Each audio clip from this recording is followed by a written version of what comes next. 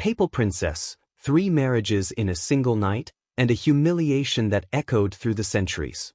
On the 13th day of June, in the year 1497, the bells of Rome rang out while in the depths of the Apostolic Palace. A young woman of merely 17 years prepared herself for a ritual that would shock even the depraved standards of the Italian Renaissance.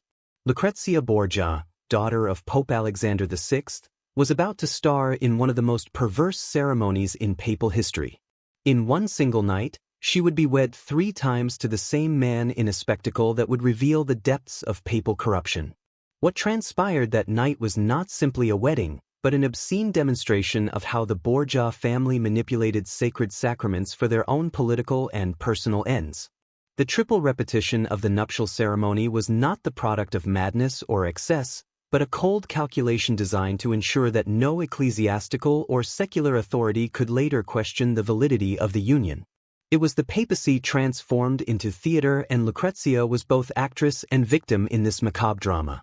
To comprehend the magnitude of this profanation, we must dive into the toxic world of Renaissance Rome, where the line between the sacred and the profane had been completely obliterated by the unbridled ambition of one of history's most infamous families.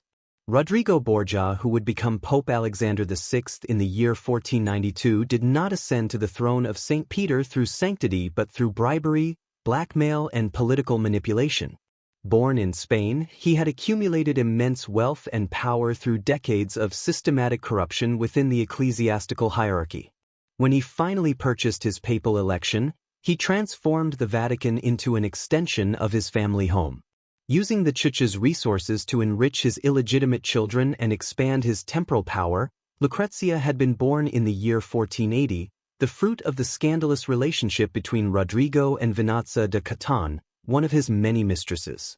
From childhood, she was raised not as a beloved daughter, but as a valuable piece in her father's political game. Her education was meticulously planned to maximize her value as currency in matrimonial alliances. She learned multiple languages, music, dance, and the courtly refinements that would make her irresistible to the powerful of the era. At 11 years of age, Lucrezia was promised in marriage for the first time. Her father had arranged her union with a Spanish nobleman. But when political circumstances changed, the contract was summarily cancelled. At 13 years old, Lucrezia was again promised in marriage, this time to a Neapolitan lord, but political changes cancelled the arrangement. These repeated cancellations taught her that she was treated not as a person with will but as property. In 1493, at just 13, she was married to Giovanni Forza, Lord of Pero, in a grand ceremony at the Apostolic Palace, officiated by the Pope himself. The marriage was publicly consummated to prevent future annulment, a degrading act that marked the beginning of her lifelong exploitation. 4 years later, Pope Alexander VI declared the union void, falsely claiming it had never been consummated. Humiliated yet powerless, Giovanni yielded under threat, leaving Lucrezia to face another forced marriage arranged for political gain. Her next groom was Alonso of Aragon, Duke of Biscay, chosen only to secure the alliance between the Papal States and Naples. Determined that this marriage could never be challenged, Alexander ordered 3 ceremonies in a single night. The first took place in the Sistine Chapel, where Lucrezia stood trembling as her father uttered sacred words with blasphemous ease. The second occurred in his private chambers, vows repeated in archaic Latin to strengthen their legality. The final ceremony, held at dawn in the highest tower of Castel San Angelo, bound her completely under clauses ensuring indissolubility. During this third ritual, Lucrezia broke into tears, realizing fully that she was a prisoner within her father's schemes. When Alonso tried to comfort her, the Pope silenced him, declaring tears unworthy of such a holy union. Each ceremony was followed by a recorded consummation. 3 separate chambers, each with witnesses, stripped Lucrezia of her privacy and dignity. Cardinals, nobles, and ambassadors were forced to attest to the acts, turning her humiliation into public spectacle. Vatican scribes documented every detail, times, witnesses, clothing, as if cataloging a sacred event. The international reaction was one of disgust. Reports from France, Spain, and the Holy Roman Empire condemned the Pope's actions, while the Doge of Venice wrote that Alexander had turned his daughter into a sacred prostitute, bound not by love but by political greed. Multiple times, as if the sacraments were toys for his personal amusement, within Rome the reaction was divided. The people already accustomed to the Borgia family's excesses received the news of the triple wedding with scandal and resignation. Some saw it as proof of papal authority, while others viewed it as the ultimate evidence of corruption infecting the church. Anonymous pamphlets spread across the city, calling Lucrezia Rome's most married woman and her father the Antichrist seated on Peter's throne. Alonso of Aragon, the young man forced into this spectacle, tried sincerely to find some happiness in his marriage. Despite its grotesque beginning, he developed affection for Lucrezia, and for a short time the two found fragile peace amid papal chaos.